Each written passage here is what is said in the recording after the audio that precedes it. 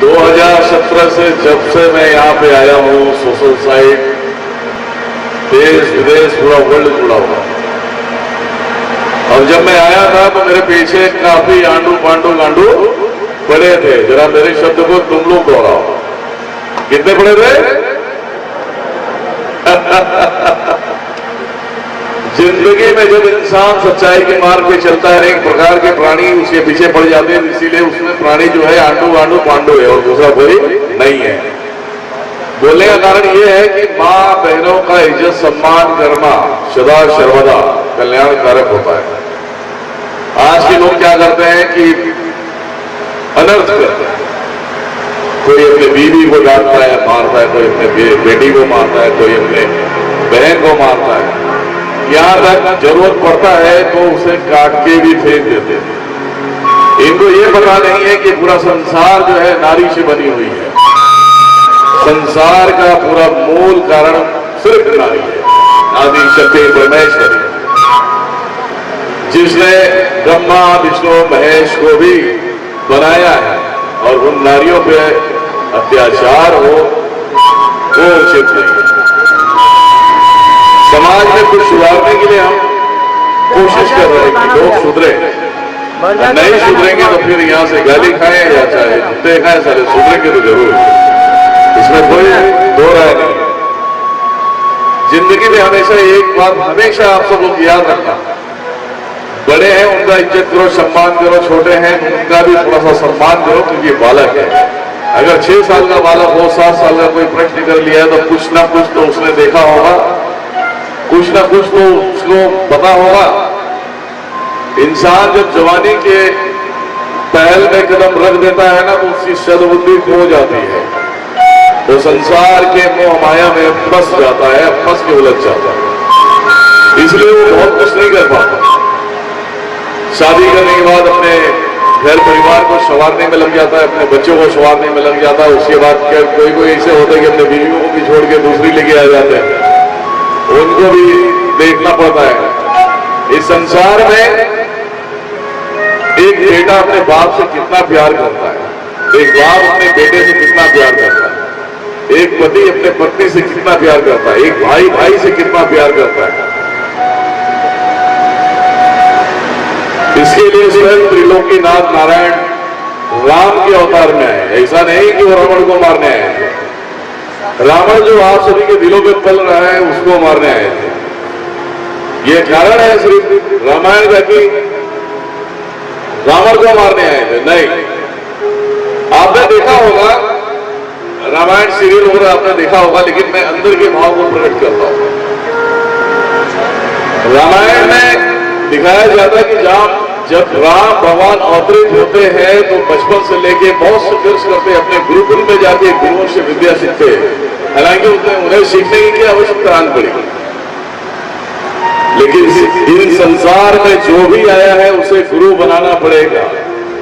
इसीलिए कहा गया है, गुरु बिन ज्ञान न उपजे, गुरु बिना मिटे न भय, गुरु बिना संशय न मिटे, जय जय गुरुदेव। जब त्रिलोकीनाथ को गुरु बनाना पड़ा तो आप सोच सकते हैं हम लोग ये मामूली इंसान, ये प्राणी है, हमारे अंदर क्या है? कुछ भी नहीं है। जो स्वयं तीनों लोगों का मालिक वो स्वयं राम भगवान बनकर आता है। और रामायण में एक चीज दिखाया गया है, हालांकि आप लोगों ने सीरियल के माध्यम से देखा है, रामायण पढ़ा होगा तो आपको पता होगा अंदर की बातें क्या है। कैकेयी देखिए राजपाट अच्छा खासा चल रहा है और उसे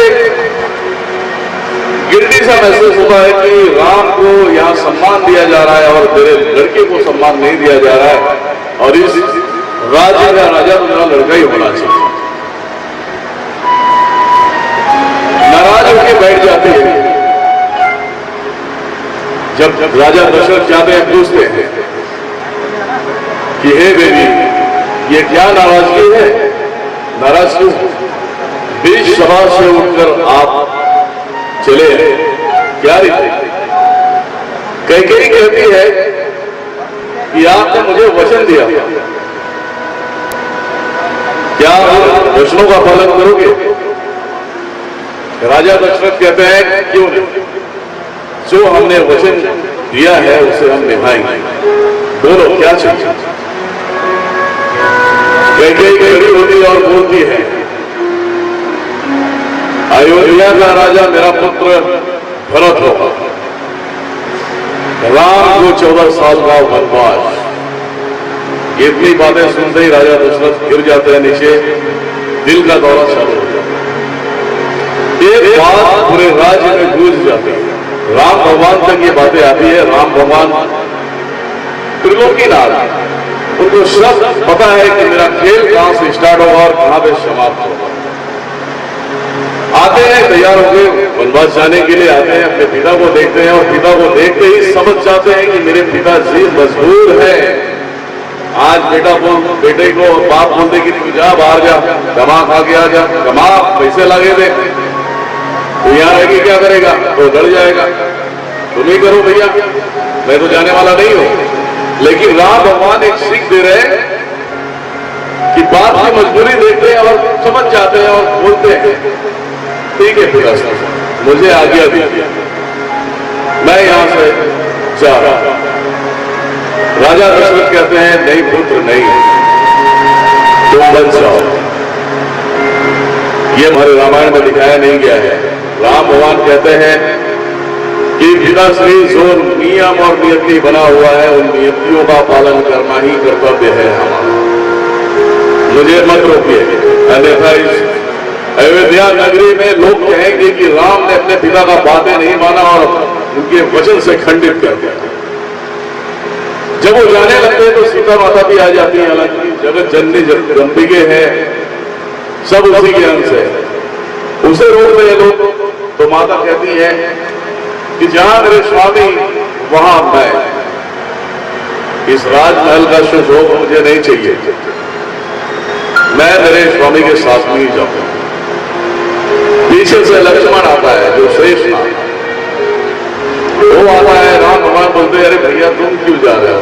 तो बोले नहीं, आप ही मेरे भगवान हैं, आप ही मेरे भैया हैं, आप ही मेरे माँ हैं, आप ही मेरे बाप हैं, मैं आपकी सेवा के लिए चलूंगा।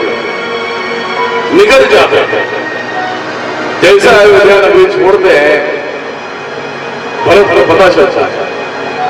भरत आता है और पूरा हाल समझ लेता है, जान लेता है, अपने माता से झगड़ा करता है और राम की तरफ भागता है। देखो सबसे बड़ी बात क्या है, एक पति का सम्मान करने के लिए वो स्त्री अपने पति के साथ में निकल जाती है। उसे ये भी पता नहीं होता है कि जंगल में रहेंगे कहां पे, खाएंगे क्या, पिएंगे क्या, ये कुछ भी टेंशन नहीं, लेकिन उसे पति के शरण में रहना है।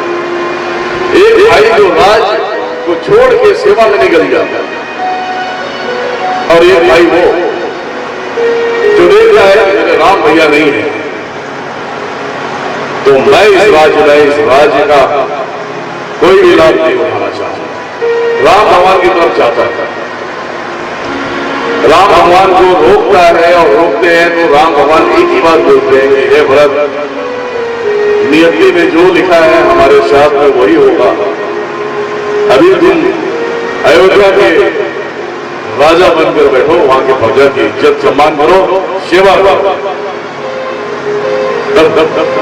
नर्वस हो जाता है, नर्वस होके एक वचन देता है राम भगवान को कि भैया ये आपके चरण पादुका मुझे चाहिए, उस राजगद्दी पर सदा सर्वदा आप हैं और आप ही विराजमान। जिस प्रकार से आप वनवास को धारण किया है उसी प्रकार से मैं सन्यासियों की जिंदगी बिताऊंगा। अब सोचो भाई भाई का क्या प्यार है। और आज एक भाई चलेगा, दूसरा बोलेगा चल भाई ठीक है, एक पर हो गया। धन के लिए, जमीन के लिए, जायदाद के लिए एक दूसरे का खून बहा है ना। राम भगवान निकल जाते हो, चरण पादुका लेकर आता है और वो राजगद्दी पे रखता है, पूजा पाठ करता है, सन्यासियों का कपड़ा धारण करता है और राज से बाहर को अपना स्थान रखो। आपने देखा होगा कि रावण तो एक मिसाल, रावण एक मिसाल था। रावण बहुत बड़ा योद्धा नहीं था, वो हनुमान जी की पंजों से दबके मार जाता, लेकिन हनुमान जी का भी कारण था जिससे रामायण की रचना होगी। जिस रामायण को पढ़ के इंसान अपने आप की जिंदगी उद्धार करेंगे, भवसागर से पार हो जाएंगे, तो रावण को राम के हाथों ही मरना हुआ। बड़ी विडंबना की बात। चलो ठीक है, फोन करता। सीता माता को वनवास के दरमियान में इसी महाराष्ट्र में फोन करता पंचवटी में सीता माता को बोलते हैं कि हे प्रिय, अब यहां से हमारी कहानी स्टार्ट है। अब तुम्हें छाया रूप में हम प्रकट कर रहे हैं और आपको अग्निदेव को दे रहे हैं।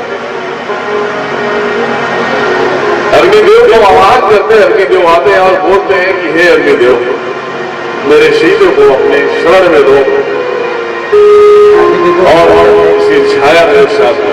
अब यहां से मेरा कार्य प्रारंभ हो गया है, अब मुझे लड़ना है। तो आपने फोटो नहीं भेजे? अग्निदेव कहते हैं कि हे श्री राम प्रभु, हे त्रिलोकीनाथ, ये अवसर देकर मुझे धन्य कर दिया। मैं बहुत सीता माता है, लेकिन ये पुत्री के रूप में मेरे पास रहेगी। वहां से सीता हरण होता है। सीता हरण होता है। दुनिया को लगता है कि राम भगवान जो है कि सीते सीते सीते कह के चिल्ला रहे हैं, लेकिन दुनिया को समझा रहे हैं कि पत्नी का दर्जा क्या होता है। पत्नी के लिए गली गली दौड़ रहे हैं, जंगलों में दौड़ रहे हैं और चले जा रहे हैं। और आज का मानव कैसा है, बीवी चले गई तो बोले दूसरी लाओ, पता नहीं कितना दिन जहां रख के आया है ना, यही चलता है। एक तो दूसरी आएगी, लेकिन नहीं, तो हाय सीते हाय सीते हाय सीते करते हैं। और राम भगवान को मालूम है ये सब खेल मेरा है, परंतु इस संसार में जो मानव है, मानव को ज्ञान भी देना बहुत जरूरी है। युद्ध स्टार्ट होता है, लक्ष्मण को नाग मारने लगता है और भाई भाई क्या बड़ा है भैया, और भैया क्या के होते, अरे मेरे भैया आंखें खोलो, आंखें खोलो, तुम्हारा भाई राम तुम्हें पुकार रहा है। व्याख्या हो जाता है। वो नाटक में हकीकत में लक्ष्मण मौत के सैया मिले थे। हनुमान जी बहुत सारा दिमाग लगाते हैं और दिमाग लगाने के बाद एक ही चीज पता चलता है कि भैया संजीवनी बोटी लाएंगे तो ये जीवित होंगे। संजीवनी बोटी लेकर आते हैं, लक्ष्मण ऋषि से फिर होश में आते हैं। लंका में लड़ाई होती है, सब कुछ होता है, युद्ध होता है। युद्ध समाप्त होने के बाद जब सीता रिटर्न आती है, सारे लोग एक साथ में खड़े रहते हैं, सारे लोग एक साथ में खड़े रहते हैं। जब सीता आना चालू करती है, जब सामने से आती है तो बोलते हैं लक्ष्मण को, राम कहते हैं कि जाओ सीधे को कहो ये अग्नि परीक्षा देकर ही मेरे पास आए। सारे लोगों का दिमाग बन जाता है, क्या हो गया प्रभु, आपको क्या हो? माता वचन लेकर आया। श्री राम कहते हैं जितना मैंने कहा है उतना ही करो। लक्ष्मण चुपचाप जाते हैं और माता को कहते हैं, छाया रूप में रहती है माता। ये टीवी सीरियलों में ये दुनियादारी, ये बकवास करके इंसान के माइंड को भ्रम में डालती है। सीता माता को कहती है और सीता माता कहती है ठीक है। तब वहां अग्निदेव को आह्वान करती है माता। अग्निदेव आते हैं और अग्निदेव के अंदर जाके सीता उसमें लिप्त हो जाती है और पहले की सीता बाहर आती है। जब अयोध्या जाते हैं, राम भगवान जब अयोध्या के राजा बनते हैं, उस दरमियान में क्या करते हैं, चोरों की भांति अपने चेहरों को छुपा के हर एक प्रजाओं के बीच में जाते हैं और देखते कि कहीं मेरा प्रजा दुखी तो नहीं है। उनमें से एक निकल जाता है ढंग से, बीवी चले जाती कहीं और आती है लेट, बोले मैं राम नहीं हूं, मैं जो इतने दिन तक का लंका में सीता रही और उसे लाने के बाद उसने रख लिया, मैं वो राम नहीं हूं, मैं त्याग लेता हूं तुझसे का होता, आज मैं तुझे त्याग रहा हूं। राम भगवान को बहुत सुबह हो रहा है, सभा लगाई जाती है, सभा में जो है सीता माता को बुलाया जाता है, सीता माता को सभा में त्याग है। तो त्रिलोकीनाथ ने क्या नहीं किया, अपने शक्ति को ही त्याग दिया। इंसान चाहे पुरुष हो स्त्री हो, जब तक ये एक नहीं होंगे वो संपूर्ण रूप में नहीं आएंगे, ये हमेशा ध्यान रखें। तो कहने का तात्पर्य यह है कि कलयुग है, कलयुग में सुमिरन जप तप करने से दुष्ट आत्माएं तुम्हारे शरीर को स्पर्श नहीं कर पाएंगे, ना तुम्हें टच कर पाएंगे। मेरा कार्य है आप सभी को ज्ञान देना, ज्ञान से आप सभी को उज्जवल करना। अब आपके अंदर कितना सहनशीलता है कि इससे सहन करोगे या इस कान से सुनोगे, इस कान से निकाल दो। समझ गए? तो ये है पूरा, जब त्रिलोकीनाथ ने ये ज्ञान दिया, भाई माता पिता बीवी की इज्जत और सम्मान कैसे करना चाहिए, और वही कार्य मैं कर रहा हूं। मैं सदा सर्वदा जब तक जीवित हूं, जब तक सांस है मेरे अंदर, मैं मेरे पास जितने भी माता बहनें आएंगी, ये जरूरी नहीं है कि दिनेश्वर महाराज को पैसे चाहिए। इंसान की प्रॉब्लम सॉल्व हो गई, वो सबसे बड़ा इनाम है या पैसे है। हाँ, लोग कहते हैं कि दिनेश्वर महाराज सबसे चढ़ावा लेता है और लेने के बाद क्या है, अपने आप में बहुत कुछ संवारता है, ये गलत है।